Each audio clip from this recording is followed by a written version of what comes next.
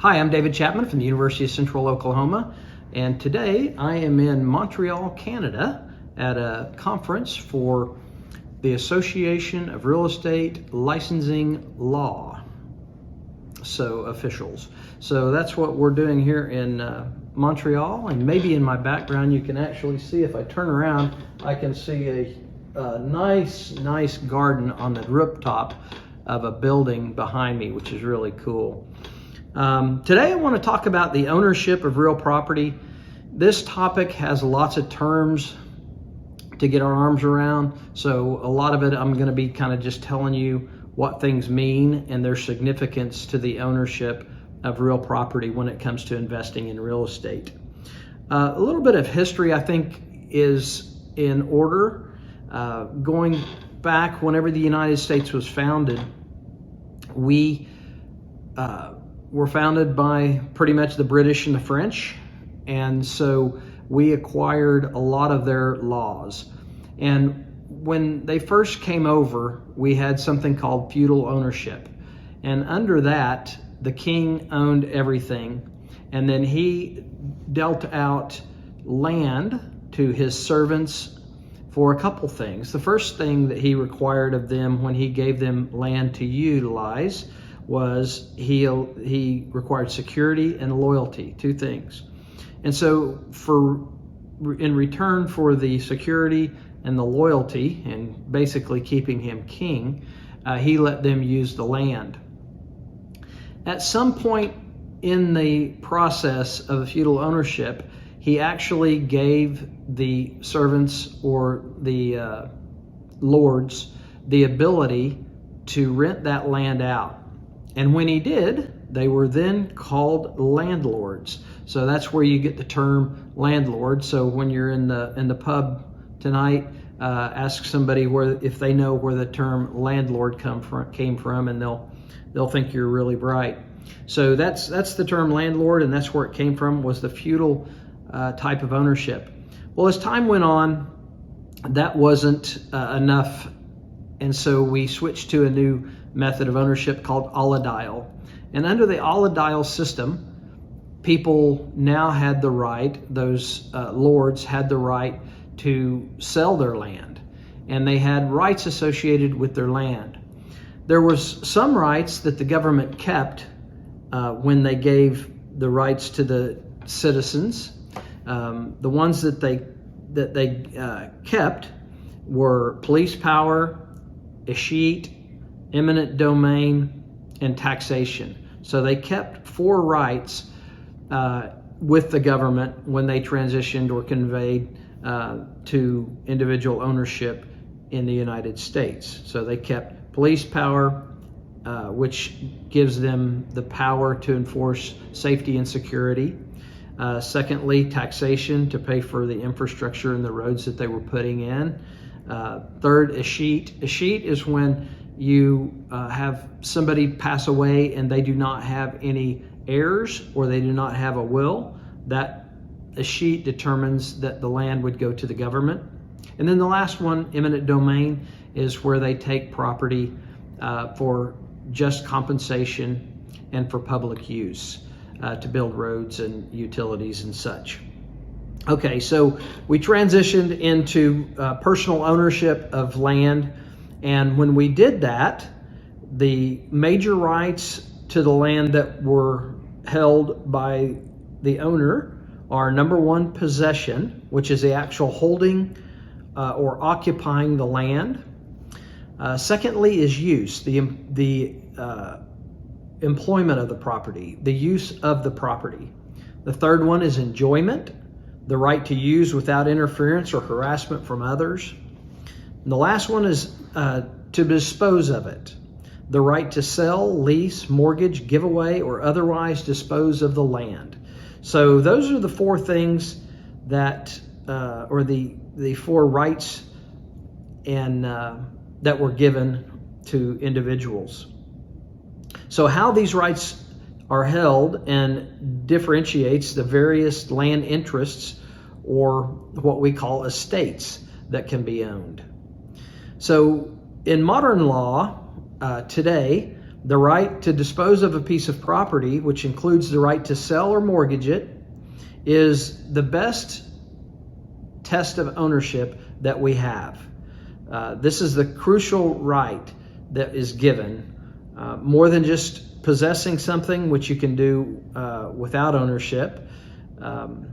You can get rid of it. You can actually sell it, give it away. So that's the best test of ownership that we look at going forward, the most critical right.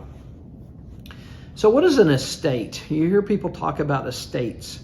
The estate is a definition of an interest in the land. So it is the sum of the property rights and other things affixed to the land. So what we would call improvements, if you remember back from earlier sessions. They're given a duration of time, including infinity to forever. The estate is concerned with the land, and the ownership is concerned with people. Estate is concerned with the land, and ownership is concerned with the people. So there's a differentiation there. The two, they're not separable, but there's a differentiation there. All right, so we talked about the difference in feudal and allodial ownership models and when that in history and when that took place. Major classes of estates. We have the very best ownership that you can have is what we call fee simple absolute. Fee simple absolute. The best ownership we can have. Well, if that's the best ownership, then there must be some other ownership models, and there is. Under fee simple absolute, it is the highest and most extensive estate in common law. It is inheritable and not limited to a particular class of heir. Termination of the estate can be accomplished only if the owner dies without a will and without heirs. If these two circumstances occur, the property passes to the state by a sheet, which I talked about earlier. A sheet is one of the rights that the government kept, and that's why. Okay, so that is the best, fee simple. So like I said, there must be some other ones. Well, the next one's called fee simple conditional. If the owner places a limit on which heirs are entitled to inherit the property, a conditional estate may be created. Okay, so there's just some conditions put on the ownership makes it fee simple conditional. The next one we talk about is fee simple estates of potentially limited duration. So the fee simple conditional is who can receive the transfer of the property. The next one is the duration. And under duration, we have these words of conveyance that determine things from the grantor to the grantee. So the words of conveyance to the grantee can read, for example, so long as the premises are used for a public park, or until premises are no longer used for a public park. So things like that that determine ownership based on something happening. Another one of these types of fee simple estates of potentially limited duration is one that we call fee simple to conditional subsequent. This one, the words of conveyance to the grantee contain a method of disposing of the property in a clause in the event that limiting conditions are not met. So if you donate a piece of land to a church and you give them 5 years to do a fundraising effort in order to build a church there, and they don't raise the money and they don't build a church in the 5 years, then maybe that property can resort back to the grantor. Okay, so that would be an example of fee simple subject to condition subsequent. The last one of the three there that I'll talk about is fee simple subject to executory limitation. This form of estate is similar to fee simple subject to condition subsequent, in that the distinguishing feature to this one is that executory limitation causes a transfer of the interest to a third party named in the instrument. Okay, so rather than going back to the grantor, it goes to a third party. So in that case, I would say if you don't build on the land for a church within 5 years, then it goes to a third party. It goes to another church, or it goes to another individual to do something else with the land. So the point of all three of these is that there is some sort of potentially limited duration of ownership and determining of ownership. And so these clearly have other methods of determining things than does the fee simple absolute. Okay, but in general, those are the different types of estates that we see. Okay.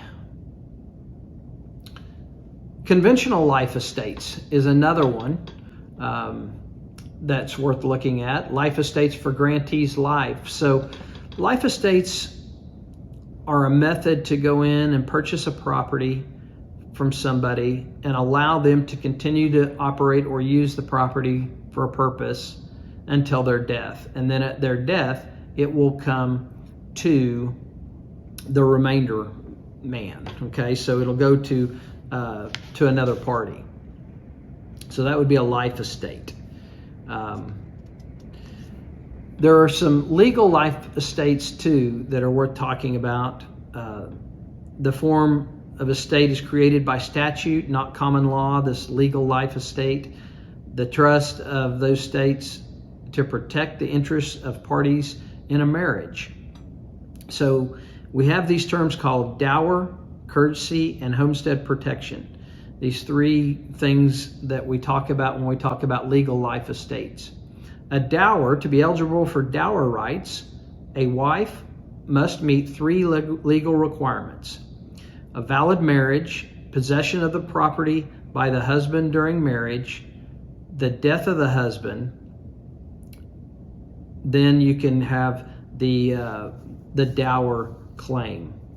In that, a wife's dower rights, a purchaser of property must obtain the wife's written consent to the sale, either through signing the deed with her husband or through a separate quitclaim deed. Okay? The second one is courtesy. Very similar to dower. Courtesy is the rights that state a husband holds benefits to his deceased wife's property. Okay? So courtesy has to do with the husband's rights. Dower has to do with the wife's rights in a marriage. The third one is homestead protection. It's associated with marriage and provides them almost equal protection for the husband and wife. All right. So you have the dower, courtesy, and homestead protection as a parts of the legal life estates, which is a type of present possession freehold estate. Okay. Future interests. So when we talk about these life estates or any type of estate, who gets the property in the future? If we have this thing called reversion, if a grantor conveys an interest to a property to someone for that person's life, a life estate like we talked about, and makes no disposition of the property upon the death of the grantee, the law presumes that the grantor intends that the interest would come back to himself. So reversion means it goes back to that person that conveyed it, the grantor. So we have this other one called remainder. Remainder is like reversion, except that it favors a third party. So that person, we sometimes call them remainder man. So when somebody with a life estate dies, typically it goes to the grantor. But in this case, it goes to a third party, and we call that remainder. Okay? So we have reversion and remainder. All right, so now we get into leases, non-freehold estates. A freehold estate means that there is ownership. A leasehold or a non-freehold estate means that there's a lease on the property. And we have different types of leases. We talk about 4 types of leases.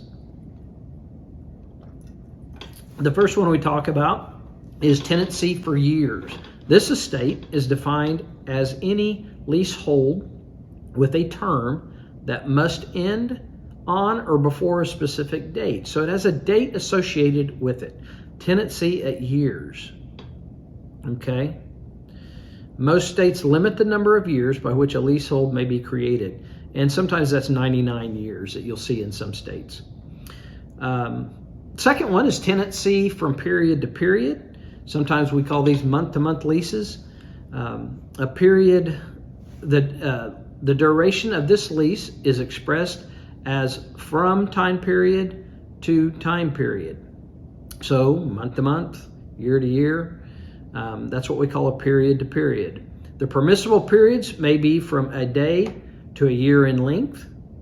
A term longer than 1 year would fall under the 4 years classification. The periodic tenancy is a leasehold found in a month-to-month apartment lease, so we see those all the time. The third one is tenancy at will. This type of leasehold estate lasts as long as both landlord and tenant wish it to last. Either party may terminate this lease at any time. Usually, however, there's a terminating party must satisfy a notification requirement. Most states require a 30-day notice. So that's tenancy at will. And then the last one is called tenancy at sufferance. This one, the tenancy is without a right and without the landlord's consent. So think about somebody who started out with a legal lease, and the lease is up and they stay in the property. They would be staying as tenancy at sufferance. And so the only difference in tenancy at sufferance and a trespasser is that tenancy at sufferance started there legally with a lease to start with. Okay, so those are the 4 types of leasehold estates. All right, so now we get into other interests that are not deemed estates or don't actually have ownership, but they have rights. The first one we want to define is easements. An easement is a right to use a piece of land, but carries no other rights of ownership. So under law, the right of use is not the same as the right of possession. So an easement would be like a utility company has the rights to come in and use that land so they can dig it up and put pipes under it. Oil companies have easements on land. They have blanket easements on large pieces of land. They have specific easements on other types. The second one is a license. A license is similar to an easement in that it grants the right to use a portion of land, but it differs from an easement in that it is revocable. For example, a license of a guest to use an owner's home may be revoked at any time by the owner. So licenses are like parking. Whenever you go to park a car in a parking lot, that would be an example of a license. It's not an easement. It can be revoked. The third one's just a word it's called profit. We don't see this a lot. The right to serve and remove certain things attached to the land, such as ore, timber, is called in the law a profit. Okay, so you might see that term at times in real estate called profit. And then the last one that we talk about here is covenances. Steps an owner takes to restrict the land use, the use of land under his control are called covenants. So you hear this in like a homeowners association type situation, you have covenants. A covenant can benefit the non-covenanting party, but does not entitle him or her to personal use. Okay, so that's covenants. So those are some land interests that are not deemed estates or actual ownership. All right. So now we get into the classification of property ownership. And whenever you buy real estate, you have to make a decision on how you're going to own the property.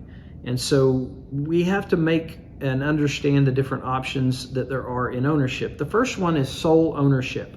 So this is property that's held by one person And we call this estate in severalty. So don't let that confuse you. The severalty confuse you. That doesn't mean several. This is ownership by one person. Okay, so don't let that confuse you. So that's sole ownership. The benefits of sole ownership is that you make all the decisions. The problem with that is you take all the liability and you don't have any help. All right, so that's the advantages and disadvantages to sole ownership. Secondly, we have what's called tenants in common, or TIC, tenants in common. When two or more persons holds an undivided, and we'll have to take a look at that word in a minute, undivided shares in a single property, they may do so as tenants in common. No owner can claim a specific portion of the property. So let me say that again.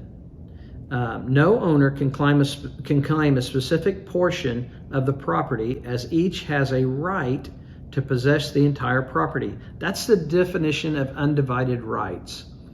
So no owner can claim a specific portion of the property. So you can own it 50-50, but you can't split it down the middle and say you own this 50% and I own this 50%, okay? There is no right of survivorship. That's another important thing to notice about tenants in common. There is no right of survivorship in the form of ownership, which means that each individual share passes to the heirs of the devisee as part of his or her estate. The share does not pass automatically to any other owners. So if you have tenants in common ownership with somebody and that person dies, the share does not pass automatically to any other owners. So there is no right of survivorship in the form of tenants in common. Okay? The third one is called joint tenancy. Joint tenancy. So in joint tenancy, it's distinguished by each owner has an undivided interest with the right of possession to the entire property. All joint tenants' ownership must be acquired simultaneously. Okay, so you have to take ownership at the same time as everybody else. New tenants cannot be added later without creating a new joint tenancy. There is only one title to the property, and each owner has a share in it. Only one title to the property, and each owner has a share in it. If a share is sold, the new owner must join with the remaining joint tenants to create a new joint tenancy. There's another requirement. The interest of each tenant is considered equal, regardless of how much each has contributed.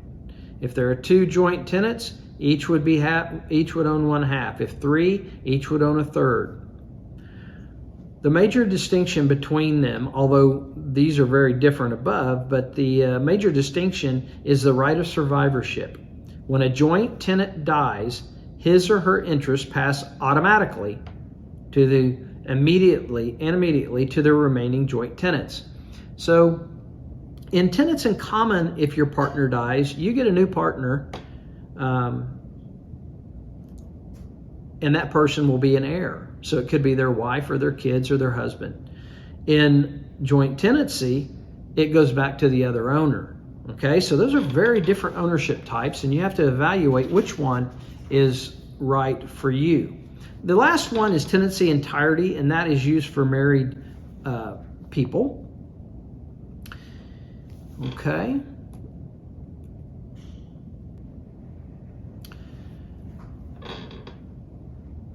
So that wraps up the section on classification of property ownership, and I thank you for being with me. If you need more information, go to jdavidchapman.com, jdavidchapman.com. Thank you for being here.